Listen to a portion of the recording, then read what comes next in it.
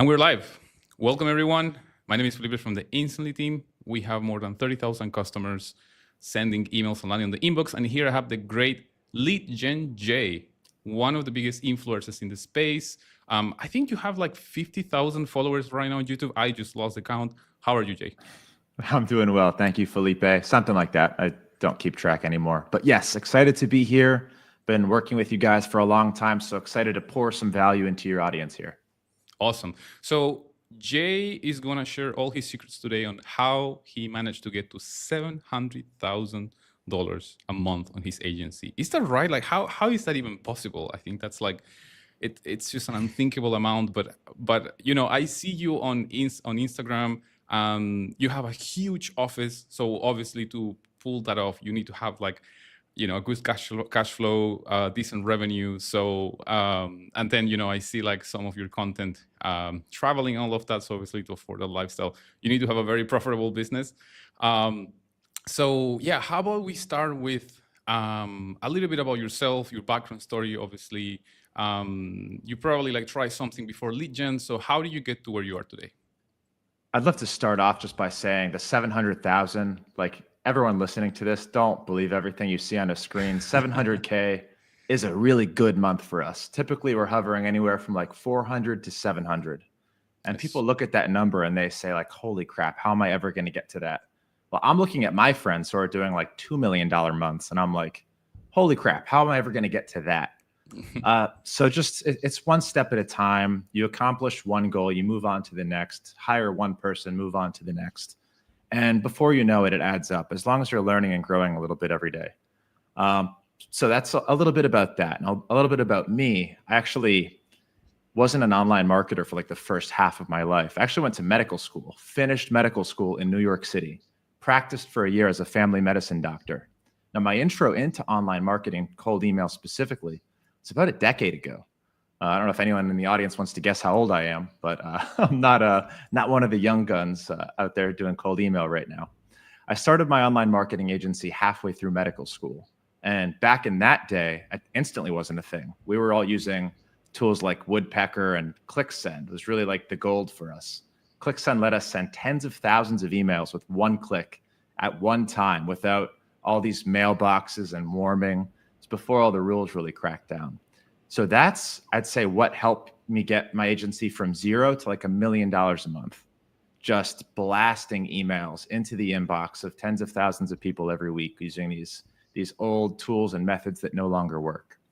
So fast forward to now, you know, I went through my 1 year of medical training, hated it, was running my business, was doing well, and I was making more than a lot of the doctors that were teaching me every day. And I was just miserable. So at one point, I'm like, what the hell am I doing here? So I left to run my agency full time. That's Otter PR. I have a business partner, Scott Bartnick. And once I decided to kind of go all in on this agency, was able to scale it up to what it is today in about 4 years. We've got 60 employees. We've got, you know, an 8,000 square foot headquarters that we own in downtown St. Pete, another building in Orlando. So really everything I've learned about cold email, I learned building a marketing channel for this agency, which I'm still CMO, visionary, co-founder, and running kind of full time. So here we are today, and I decided to start a YouTube channel about a couple years ago, teaching what I know. And then everyone on the YouTube channel was demanding a course. So I'm like, all right, shit, I don't know if I can curse on this thing. I guess I have to go make a course. Right. Okay. I'll try and keep it to a minimum. So about a year ago, I launched my Insiders program, where I started teaching all of like my inner secrets that I learned and was practicing for Otter PR. And here we are today. I've got great partners like you guys, and I've really found a fun shit for teaching. I love helping business owners.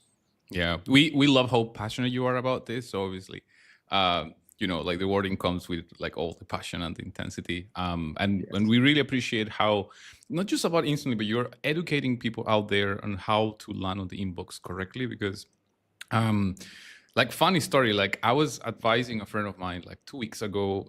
He was like, okay, I want to send cold emails. So I set up everything for him, sent a few emails, and we started like getting replies. So I just handed it all over to him. And I told him the very first thing, don't use your main domain for sending cold emails. And that's the very first thing he did. And he just burned his whole domain. He got a warning from Google. He has a $5 million business. So imagine like a team of like 20, 30 people, like they're all getting like blocked on Google. It's just a nightmare. Yeah.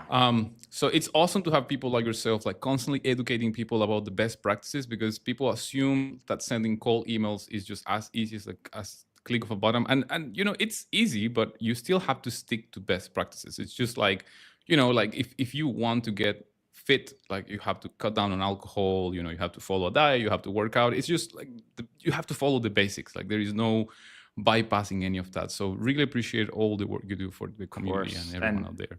All those things have happened to all of us, including me. My primary domain has been burned before too, and it sucks. And best practices is a moving target. Even though I'm on there teaching this stuff, and you're probably on YouTube, you know, watching my email deliverability and my stay out of spam rules, just know that like I'm also learning every day. I've got my 5 people that I call when something changes or something happens and I need to go figure out an answer. So it's a constant learning game. So the best thing that everybody can do is find people they trust, consume only their content, and just be sure to keep learning. Amazing. So we are going to be answering your questions live, guys. So feel free to ask your questions on YouTube, LinkedIn, and everywhere where we're just live. We can be like mixing it up, like answering some of the community questions. That's okay with you, Jay, while we, you know, share your secrets. Of course. They're kind of aligned. So one of the first questions is, how long did it take you to go from $0 to $1 million of annual revenue?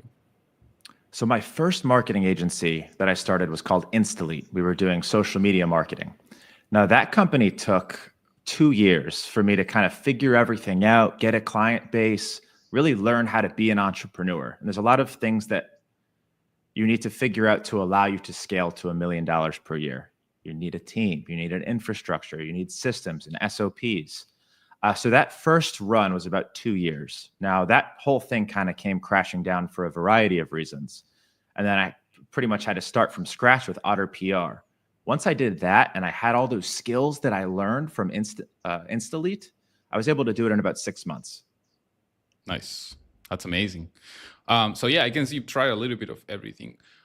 So when it comes to where your agency is today, so how about we start with the process? So how large is your agency or multiple ventures? Because I believe you have like a PR agency and then you have a lead generation agency. So let's first start on how does your business work? Like what is your core business and how do they work together?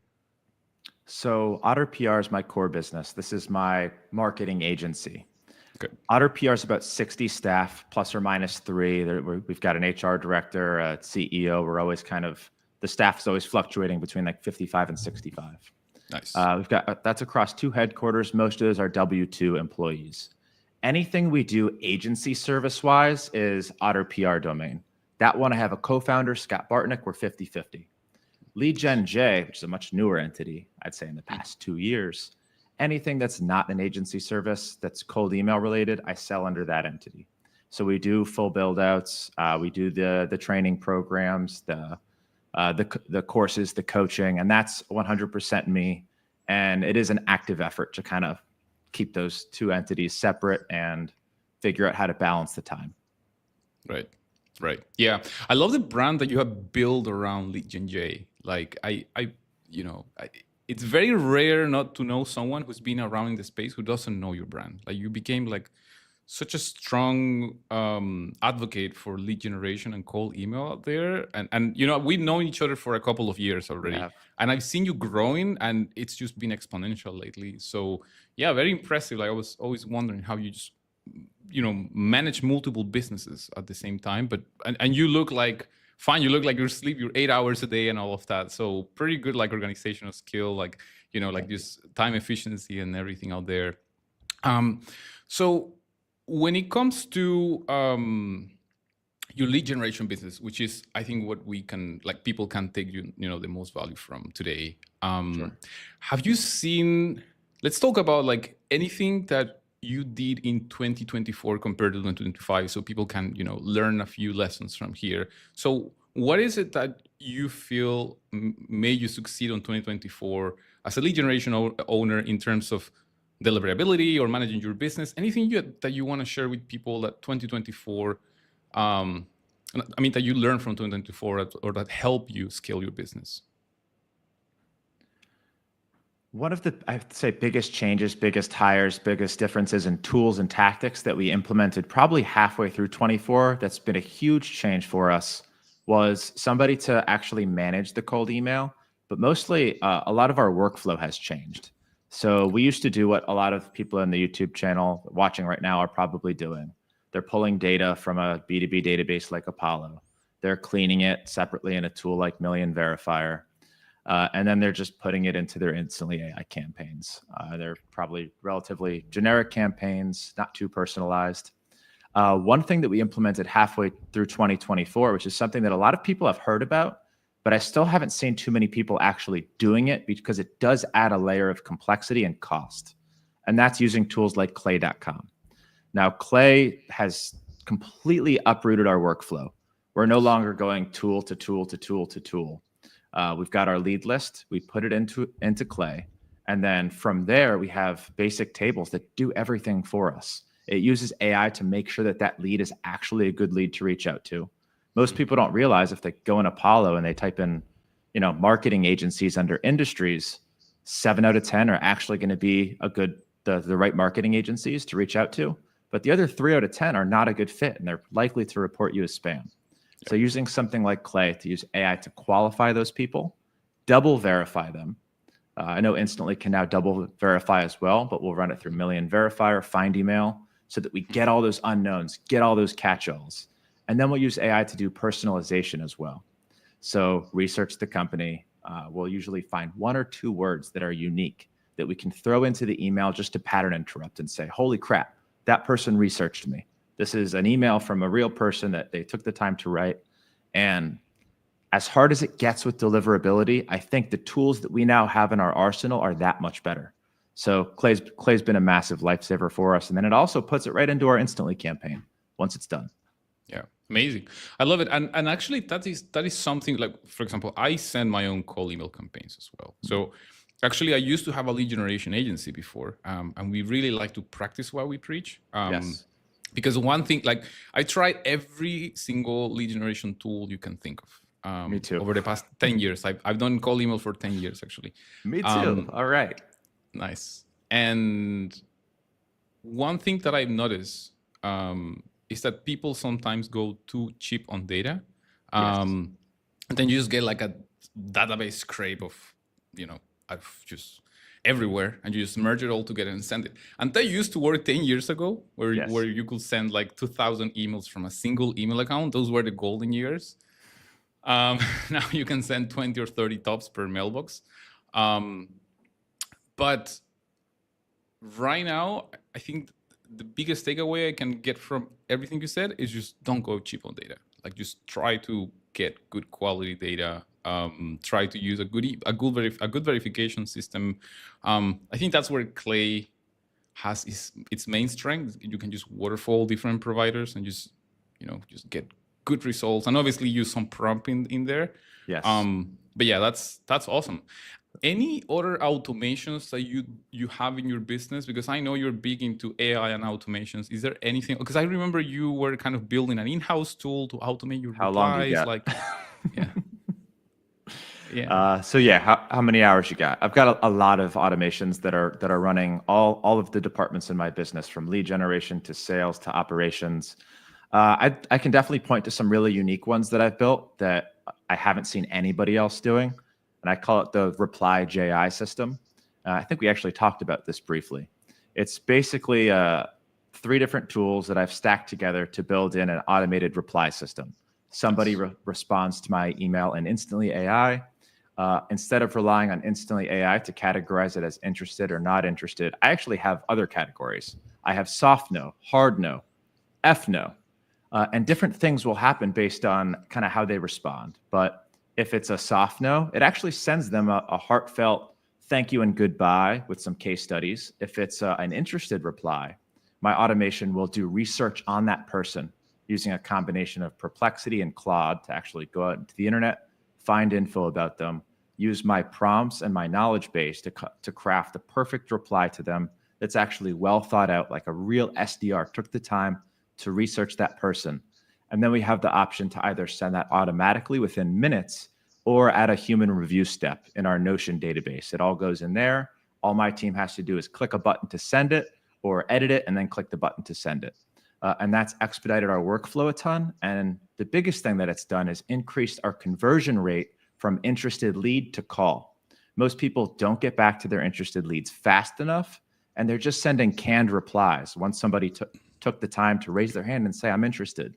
And I think that's one of the biggest mistakes people make is, guys, it's hard enough to do cold email and to get interested leads. Yeah.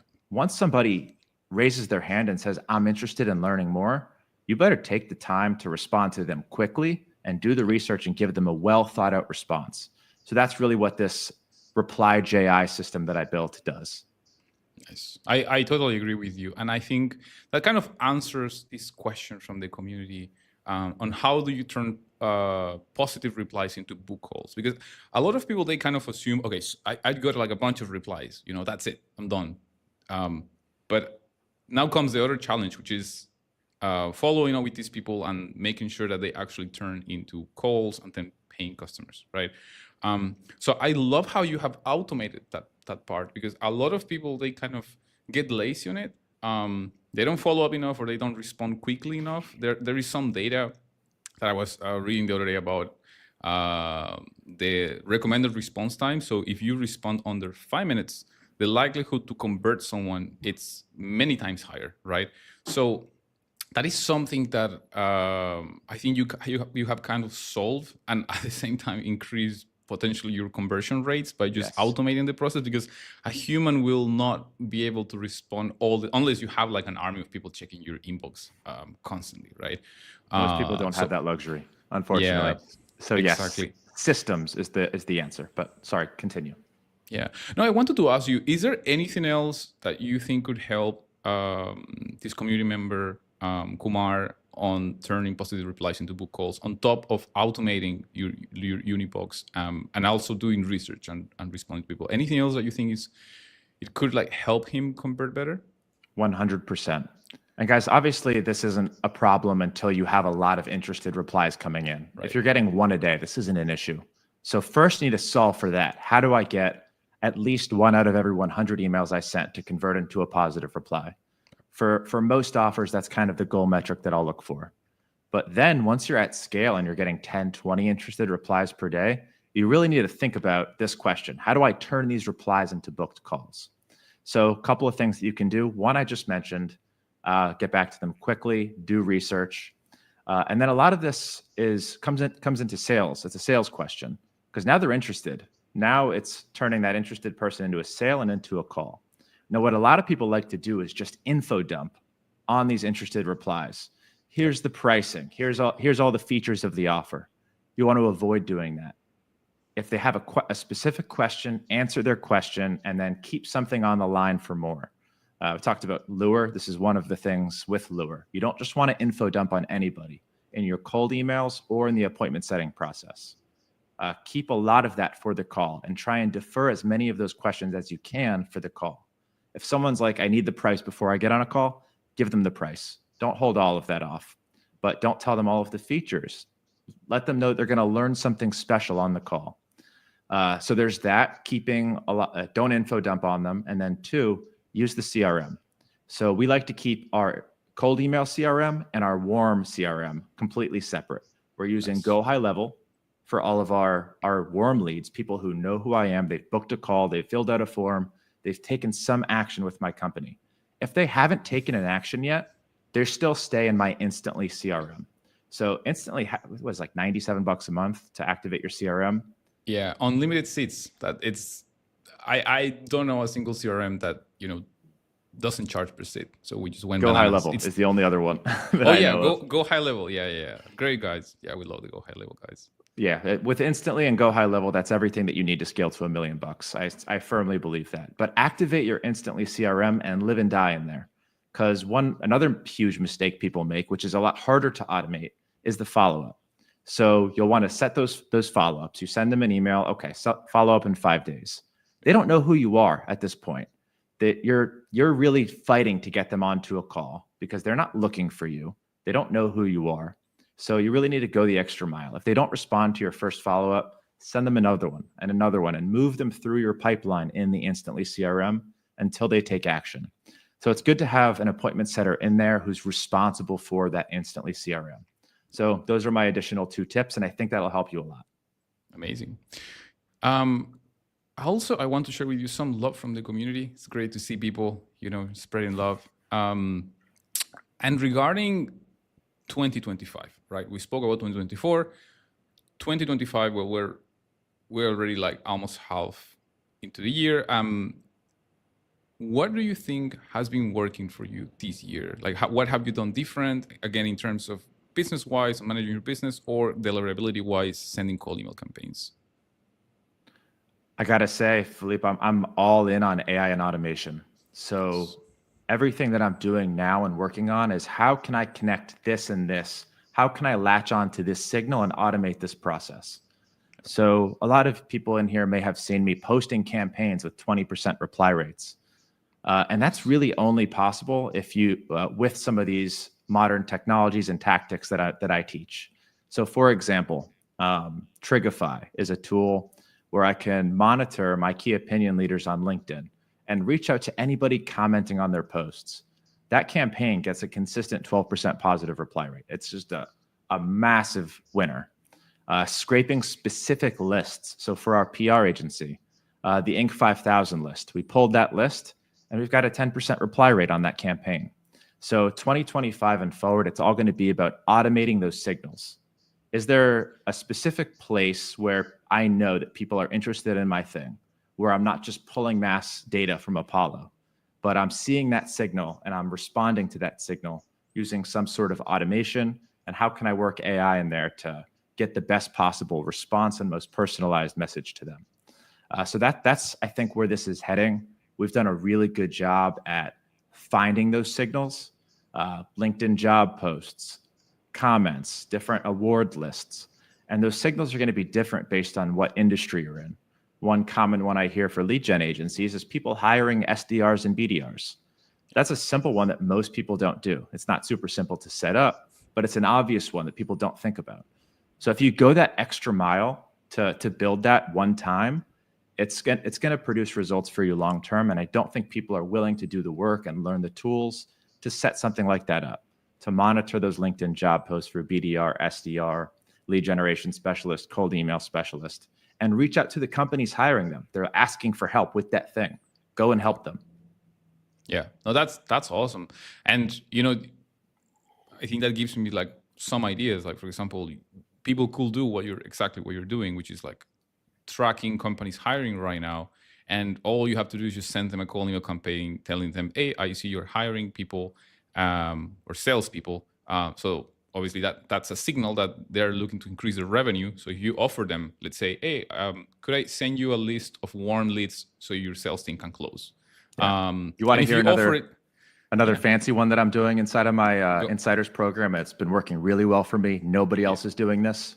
Go on. So obviously I teach email deliverability and cold email automation. How many emails do you get in your spam box every day from people trying to sell you things on average? 10, 20, 30? A ton. I'll say around 50. Yeah.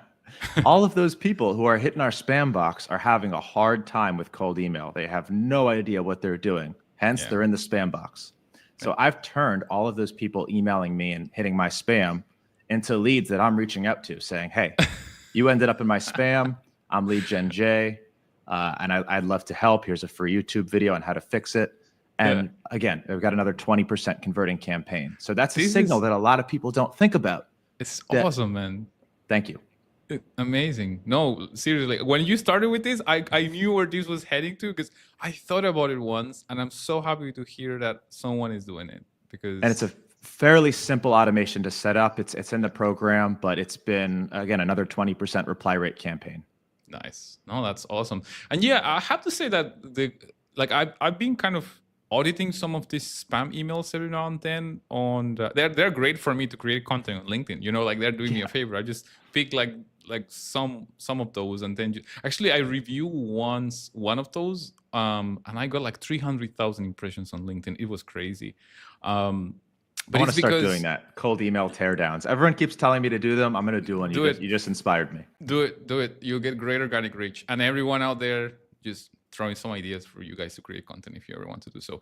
But yeah, I think why the email kind of exploded is because people felt kind of identified with a common problem, which is they use AI to personalize the email. So, Yes. respect, they went like the extra mile, but they kind of probably they use Clay or they use whichever tool, and they just didn't do the process right. So basically the first line and the subject line were not aligned with the offer. So it was something like, hey, I see that you like turtles. Would you like to buy my lead generation services? It's completely misaligned, right? So that's something that you want to make sure it's aligned. Like what you were just saying, which is the signal. I see you're hiring salespeople, right? So it's revenue related, and then you pitch a revenue related product rather than using it as an icebreaker. People can see through all of these things, right? Like today, it's very hard to trick people into like, oh, I see you on LinkedIn. Yeah, we all know you just use an automation, so you don't actually have to say anything like that, right? So yeah, awesome. So deliverability wise, is there anything that you're doing? I'm going to comment on the AI thing, if that's okay. And you mentioned earlier that people make the mistake of buying cheap leads. Say the only thing worse than not having lead data is having the wrong lead data. If you're buying cheap leads and they have the job title wrong or the company wrong or the industry wrong, that's worst case scenario, because now you are just setting yourself up to get marked as spam. So if you're going to get lead data, you need the right lead data. If you're going to use AI, using cheap, bad AI is worse than not using AI at all. So much worse, because people see right through it. And if you're using bad AI, you're going to get marked as spam. If it's not relevant, if it's wrong, a lot of times you're using AI prompts that are hallucinating or working on wrong information, then you're going to get marked as spam. The end result's going to be worse than if you weren't using AI at all.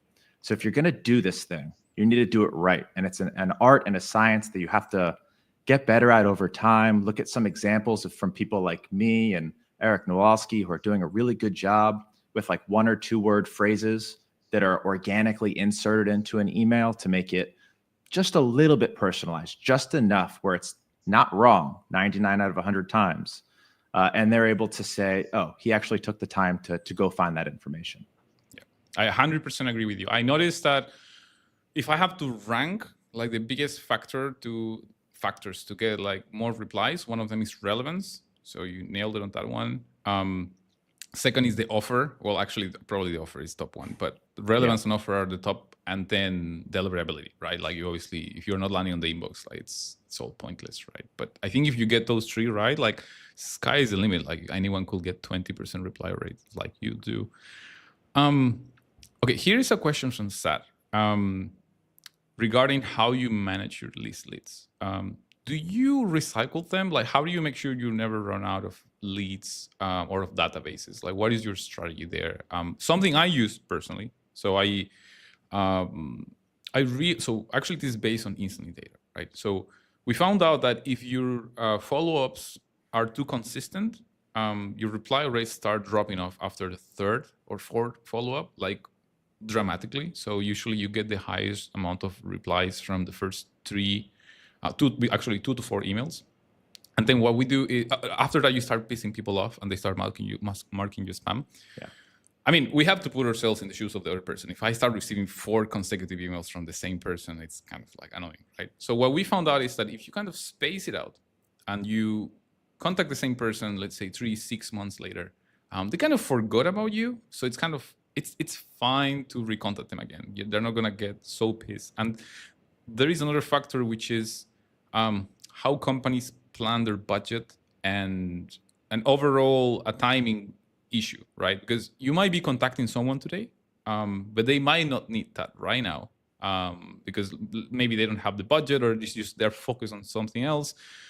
So I usually tell people that it's the same as if you email me right now about like a really good holiday package, right? Right now, I'm not like thinking about like planning my vacations, but maybe in 2 or 3 more months, my wife will start telling me, hey, how about we plan that one trip to like Hawaii or whatever it is? And then we're like, yeah, actually, I'm interested. And then if someone emails me on that exact timing, I might respond back. So that is something I recommend people. Do you have anything else that you think could help people like always manage to have the right amount of leads to never run out of leads? Like, how do you do that in your business? Yes, I'd love to add to that. And I just want to back Felipe up on this. I agree with everything that you said. 3 to 6 months is a really good timeline for people to have no idea who you are when you recycle it and you hit them again. Now, some industries have a different problem than others. So my 2 offers that I really send cold emails for are a PR offer, which we can help pretty much any business in any industry, anywhere in the world. And then a lead generation offer. Again, kind of same thing. Anyone who needs to generate B2B leads, we can reach out to them. So if you're only selling to like Fortune 500 CEOs in Minnesota, you're going to have a problem because you're going to run out of leads really quickly. So you're going to have to do what Felipe said a lot sooner. So what I would do in this case is maybe try and extend that sequence out to 4 emails and recycle them every 3 months. Keep those 4 closely spaced together and recycle more often. If you have a giant target TAM, like I do, I don't recycle more than like every 6 to 12 months, somewhere in between there. Because if you can avoid recycling, you're probably going to have better results because those people haven't heard from you yet. And I've just noticed people that I haven't already hit before, that I'm hitting them for the first time. Those campaigns tend to do a little bit better than recycled campaigns. So if you have a small TAM, recycle more often every 3 months. If you have a giant TAM, you should be able to go 6 to 12 months without having to recycle. Nice. Amazing. Yep. A nice, Tam, you have a great market right there with your business. You probably, will never run out of. You'll never run out. Yeah. Amazing. And by the time you do recycle, there's going to be hundreds of thousands of more businesses that have popped up in the databases that you can contact. Yeah, I agree. So when it comes to email deliverability in 2025, what is it that you're doing? Because obviously it's becoming like stricter and stricter. And, some people might complain about it. Actually, I'm happy about it because some people, they really just spam for the sake out of spamming. So if you follow the best practices, I just like yourself, I also get a 10% reply rate. I just adjust my strategy a little bit, but my results are not getting crushed at all. But what is it that you're doing in 2025 in order to get better email deliverability? Make sure you land on the inbox. Any email infrastructure you're using? Any tips that you have for people out there? Yeah, happy to share everything that I'm doing, and it's working really well. We're delivering 99.7% to Google and like 98% to Microsoft right now. Nice. All from this infrastructure. So it's working. For sure, it's working. We're typically using Google mailboxes. That's probably 75% of our infrastructure. I have set up services that I've developed over the years. I know you have yours as well. I've got my own team that deploys these mailboxes, leadjj.com/inbox if you're interested. Nice. So most of them are Google mailboxes. About the other 20% are Microsoft Office through a company called Hypertide, where they're doing something like enterprise Microsoft boxes where they'll give you like 200 of them, all with the ability to send 2 to 3 emails per day to stay under certain thresholds. So I think the name of the game in 2025 is good warm-up. I think you guys are kind of leading the pack in terms of warm-up quality. Haven't had any problems. I'm also in your premium warm-up pool, but that's been a huge factor. And then keeping the sending volume as low as possible. So with those Hypertide boxes, 2 or 3 emails per day. With my Google boxes, most of them aren't doing more than 20 emails per day. Whereas we used to do as a standard 50 to 100 emails per day, just a couple of years ago. Now it's up to 20 to keep them safe. We can push it up to 40, 50 before we start seeing problems, but it's much easier to scale horizontally, add more mailboxes and keep the campaign safe and keep the warm-up volume high with reply rates high. We actually don't follow your recommendations there. We turn the reply rates on instantly for the warm-up emails almost all the way up. And that seems to be working really well. We're delivering almost 100%. We've also experimented with some private SMTP emails, Mission Inbox. Tony Baltonato is a good friend. Those work well. They're a little pricey, but I would try and avoid the really cheap stuff. The cheap stuff like the Inframails and the Mail Forges, where they're just spinning up these like private server mailboxes. It can be really tempting to bite at because of the price. But once those IPs are roasted and they roast quickly, they're dead. And Yeah. if this stuff is hard enough as it is, as you mentioned, hitting the inbox is hard enough as it is. You need to follow best practices to give yourself the best shot. And the best way to do that is to follow people like Felipe and I. Yeah, but I think you got a good point there.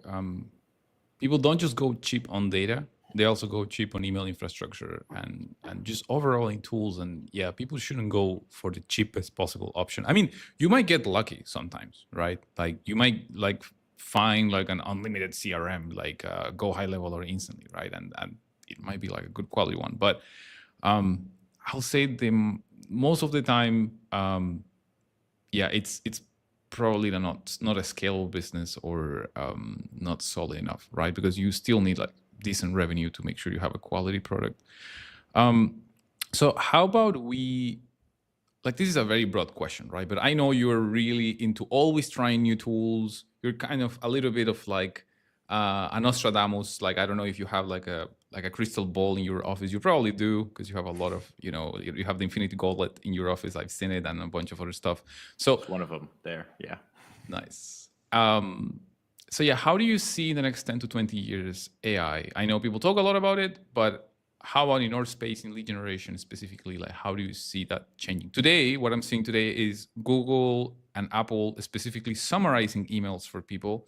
Like you can click about like just you have one option that now summarizes emails, and that's going to be incredible for relevance, for example, because then rather than skimming through a whole email, it's just going to be like, Jay wants to invite you for free to his community, right? And then if you're like a lead generation owner, you're like, okay, awesome, I would love to join a lead generation community. But then if I get like a spammy email on something like,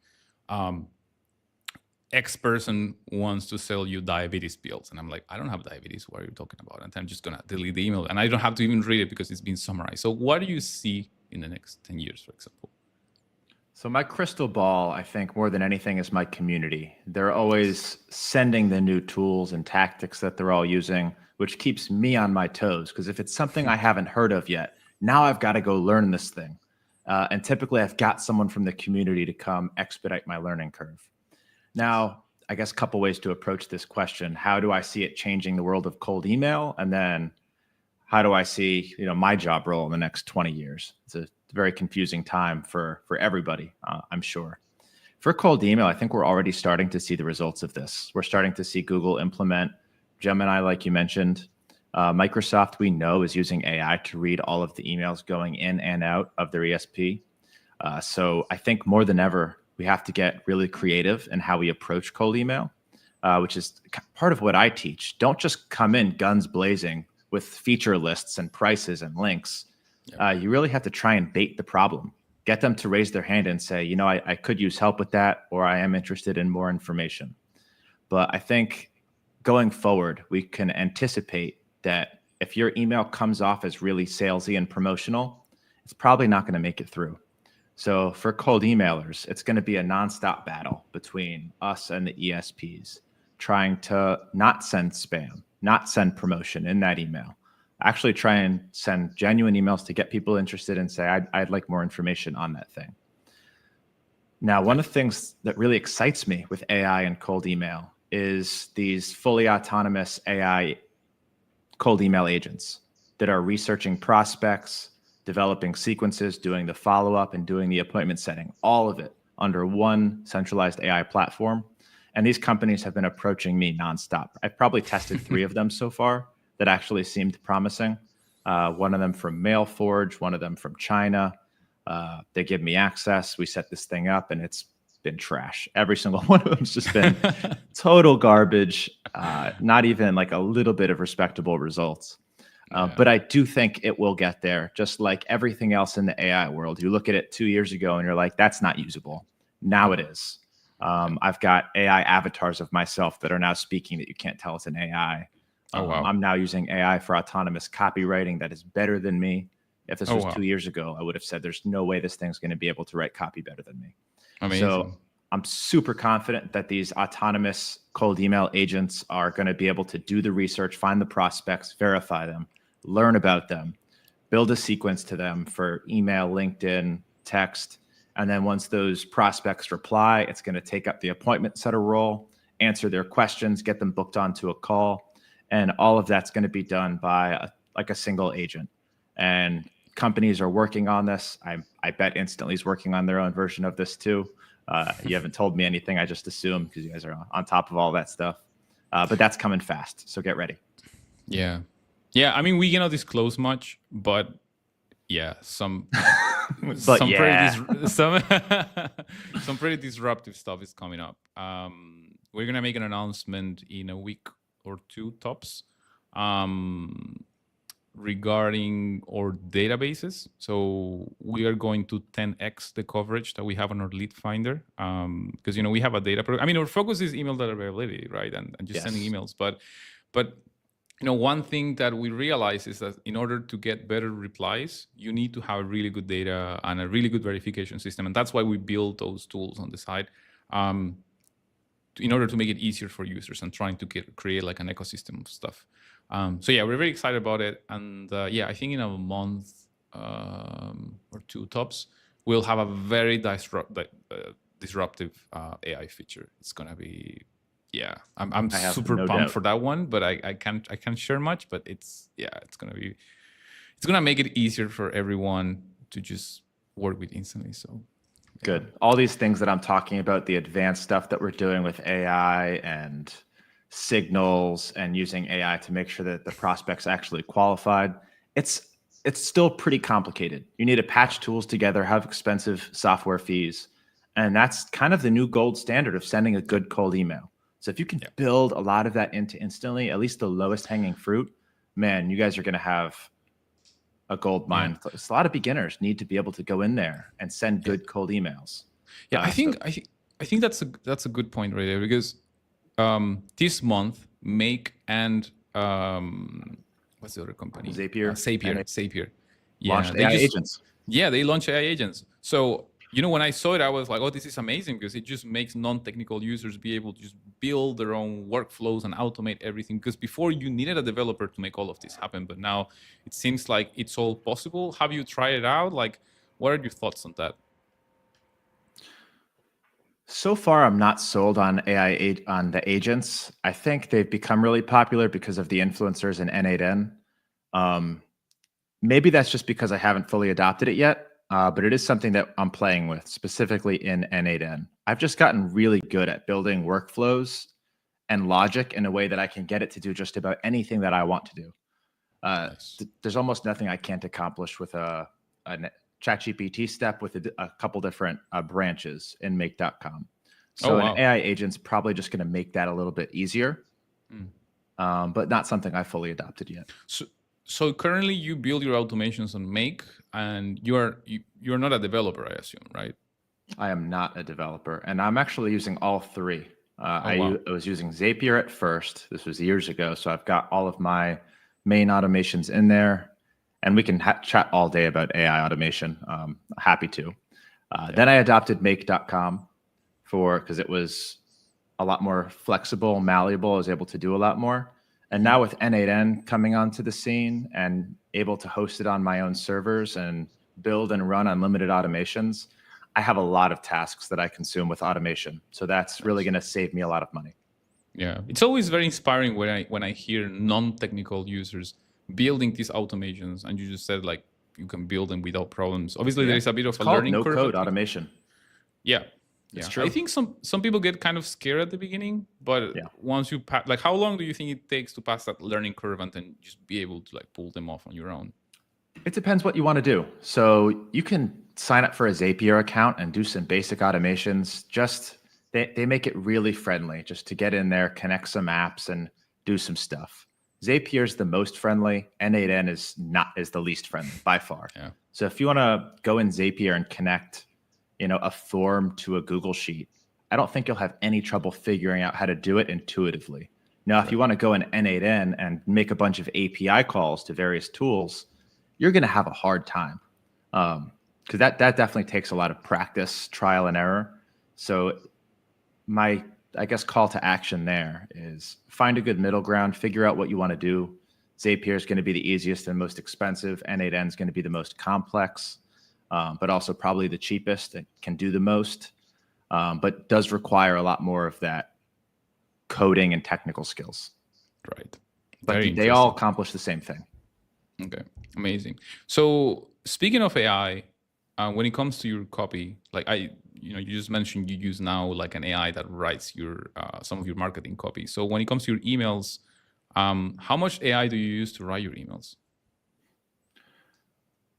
So I actually have an AI copywriter that I give as part of access to my program. It's something that I've designed over the years that does the research, uses the templates and proven campaigns that I've written myself to write really good copy.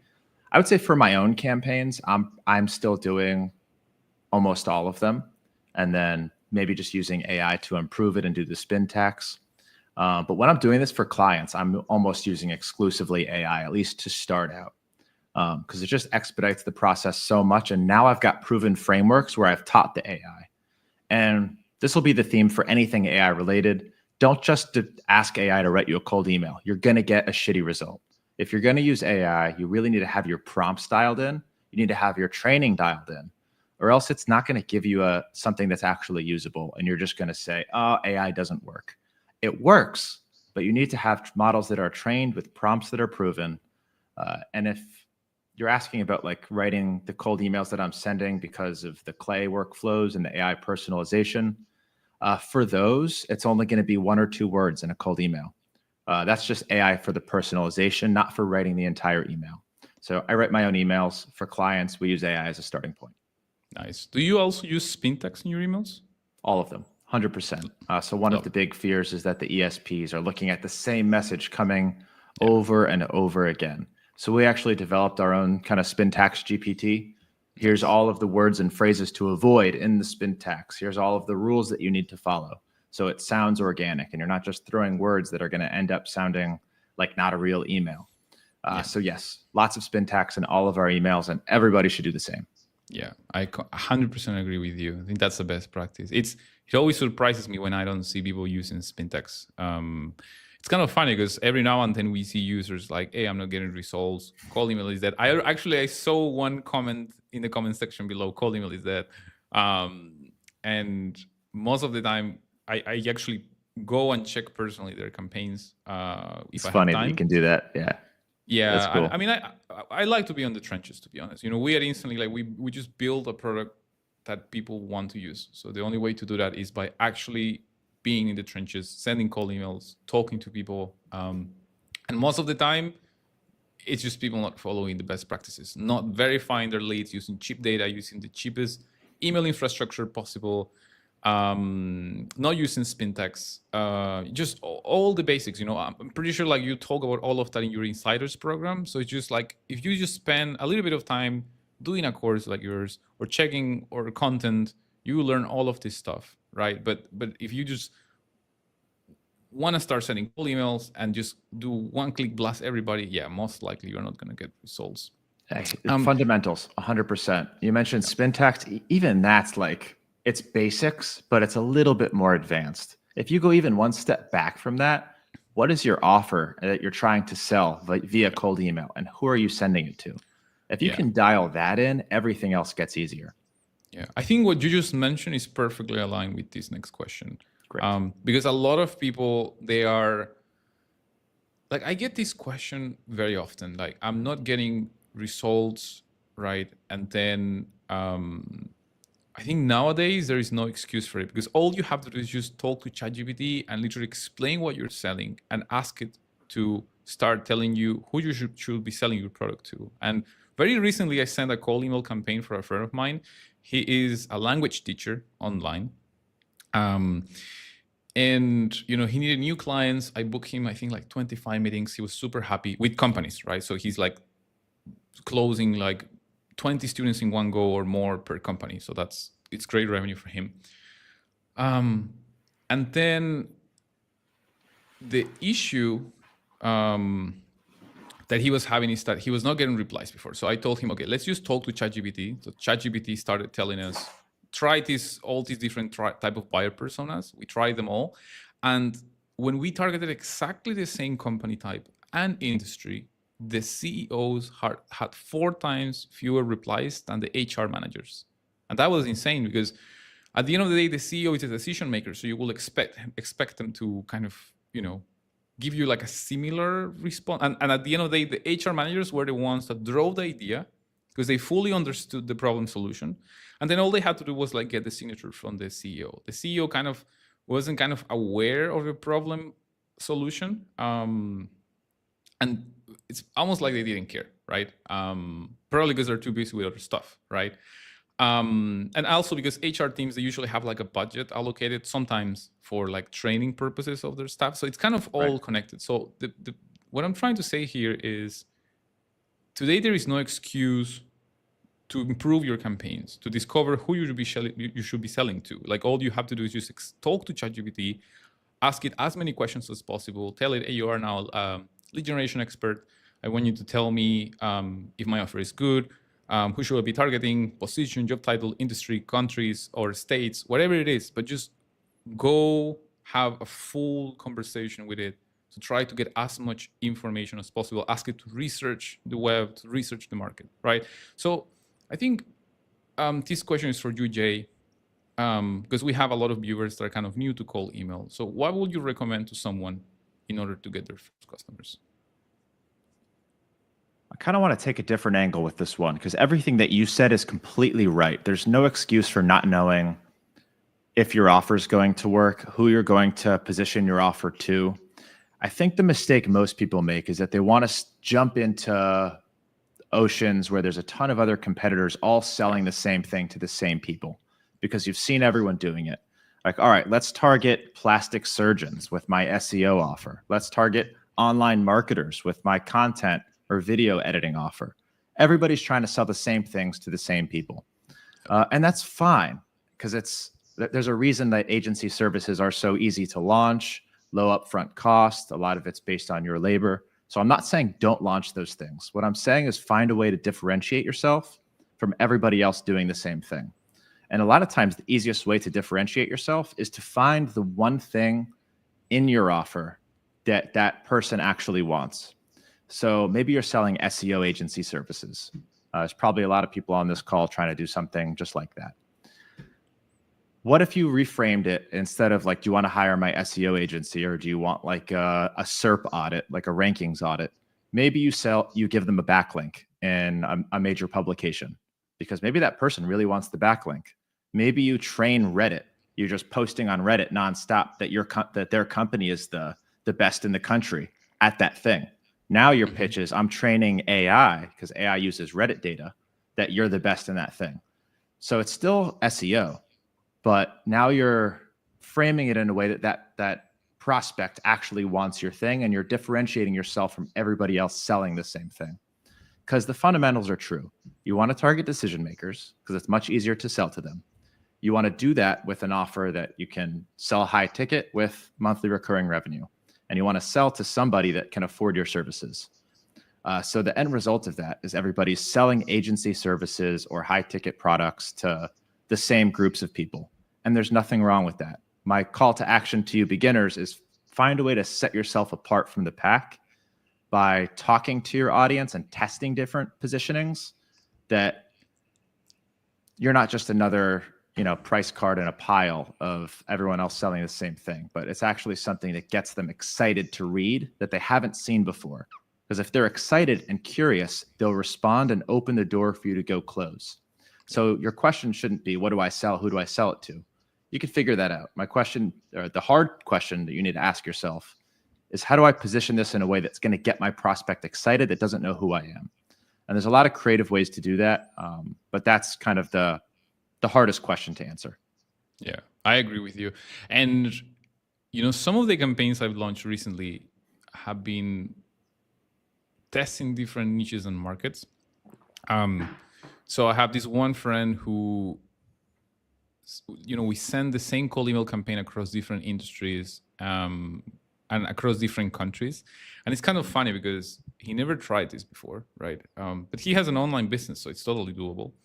And then we will email people in France where literally the first line was like, bonjour. And then the first, the opener was like in French.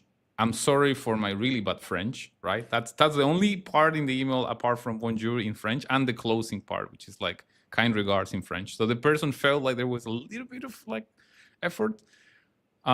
And people found it kind of funny, and they will reply by like, "Oh, your French is great, like no worries, blah blah blah," blah, and they will respond in English, right? And the reply rates were insane, like probably 5 times higher than just targeting the US or other markets. Probably because people are just not pitching as hard those services in those markets.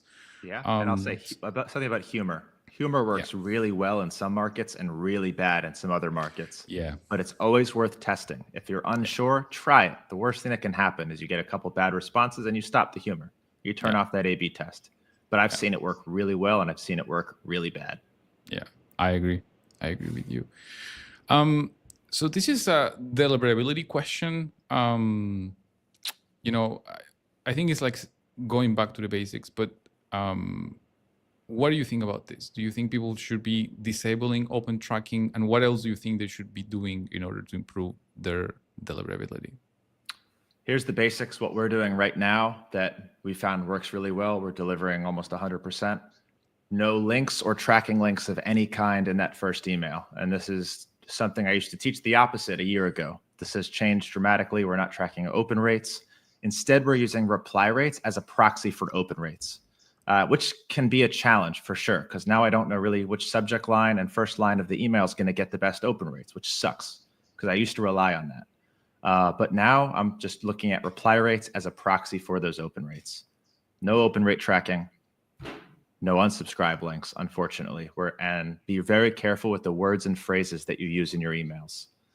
Even the word unsubscribe or opt out. These are all words and phrases that we like to avoid. That first email that we send, people shouldn't know if it's from someone trying to sell me something or a vendor or a customer or a partner until they open the email. No images, no links. Now, once you get into the inbox with that first email, I think you have a lot more leeway for the second and third email. Because typically the Gmail, if you say you're sitting in somebody's inbox and a follow-up email comes, I've seen a lot less that Gmail is going to take that whole thread and move it to spam. A lot of times they'll just put it right in the same thread as that email that already hit the inbox. So if you want to send a link, send a high authority link, a YouTube link, a Loom link, a Calendly link. Only in the second or third email, but still open tracking, click tracking, all of that off. It's not worth the potential risk of landing in spam. Yeah, amazing. I love it. By the way, do you still have like 10 minutes in case you have like a meeting right now? Like, we can jam. Okay, happy to. Cool. Because we have a lot of questions, but we can do just good. Let's do it. I'm gonna move my camera up a tiny bit. You can keep talking. No worries. No worries. I've got my computer monitor. Yeah. No worries. Take your time. Okay. So this question from Andrew is about your favorite top 3 copywriting frameworks to see what's converting best. But maybe like we can make it a bit more broad, right? So is there anything that you're seeing is working for copywriting for you, like any strategies? Do you have any frameworks that work? Because I know that will be different depending on, from client to client. So yeah, what is it that you're using on your copywriting? What is your strategy there? Strategy with copywriting, you really want to get somebody to take 3 separate actions when they're reading your cold email. You need to get them to open the email, then read the email, and then reply to the email. So I like to think about breaking my cold emails into those 3 sections. How do you get someone to open the email? That's really the subject line and the first sentence of the email. And the goal is to not let them know that a pitch or a sales email is coming. So don't totally bait them with something irrelevant, but keep it vague enough to pique their curiosity and get them to open it. And a lot of times this is being creative and testing a bunch of stuff. Now, a good example of that, we used to use quick question. Doesn't work anymore because it's been overplayed, but the theory of that is people have the instinct, the psychological instinct to respond to questions. So if you make them think that there's somebody in my inbox with a genuine question, it could be from a customer, from a partner, from a vendor, I should open that email. So the first thing somebody sees in their inbox is the subject line of the first sentence of that email. The goal with those should be to throw in a little bit of a pattern interrupt and pique their curiosity and make them think, I should open this email. Do not signal that you're about to sell them something. It'll kill your open rates. Then you've got to get them to read the email. This is where social proof and problem come in. So really short, 3 to 4 lines tops. You want to call out their problem in a really non-sales, non-promotional way, and then build up some social proof, ideally in something that they recognize. So if you've worked with a client they know, if you've been featured somewhere that they're aware of, that will get them to immediately trust and resonate with you because they know that person. And then hopefully identify with the problem that you're calling out. So you've got 2 to 3 sentences to make that happen. And then the last thing you want them to do is take some sort of action. In my perfect world, you just want them to say yes or sure. So they should be able to respond with one hand, and you should not make them think. So it's, can I send over some more info?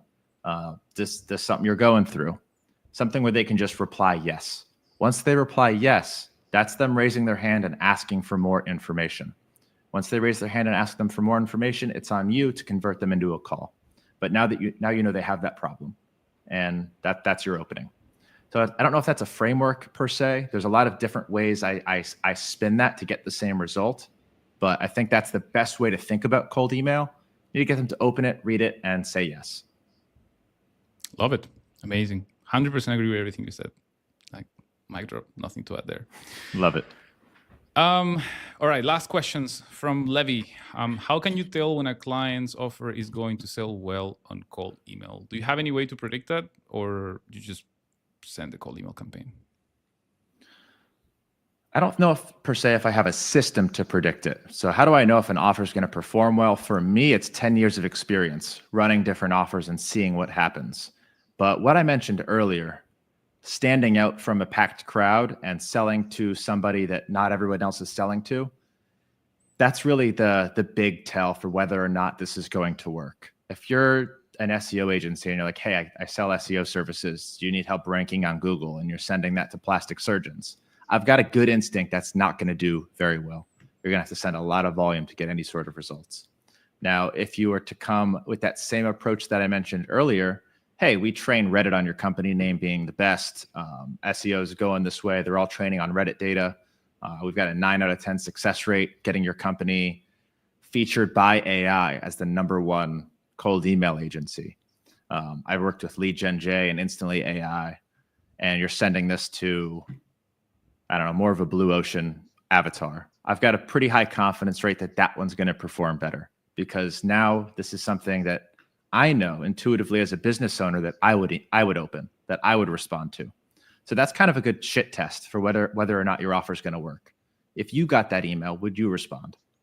Yeah, I 100% agree with that. I tell that to people all the time. And sometimes, some friends or people out there, they are like, hey, can you roast my copy? And I just tell them like, in all honesty, like before I even start, if you receive this email, would you reply back? Like, in all honesty, they're like, no. Then like, there you go. Like, you need to rephrase it in a way and then ask people. But first, always think to yourself, will I respond to this email if I received it? Like, is it too spammy? Is it tempting enough? Does it get my attention, my interest? And usually people, like, they skim through emails. They just spend a few seconds and that's it. So Yes. like the attention span you have from people is so short that you need to make sure you capture the attention. 100%. You've got, the best thing you can do as an entrepreneur is radical self-reflection. Don't just look at your email copy. Look at your offer. Look at your website. Look at your competition and say, does it suck? Does it honestly suck? If it does, maybe don't start cold email yet. Talk to more people, get some coaching, work on that. Because if you can get the fundamentals right, everything else is so much easier. The cold emails become easier. The sales process becomes easier. Retention becomes easier.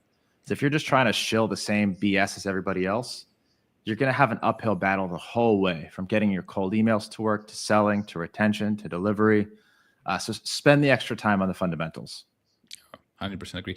And the last thing I want to add to that is, a lot of people, when they get negative results from a cold email campaign and they're just starting out with an offer, they kind of get demotivated. But what I tell people is that time is the most precious asset we all have. Like, you cannot purchase your time back at all, right?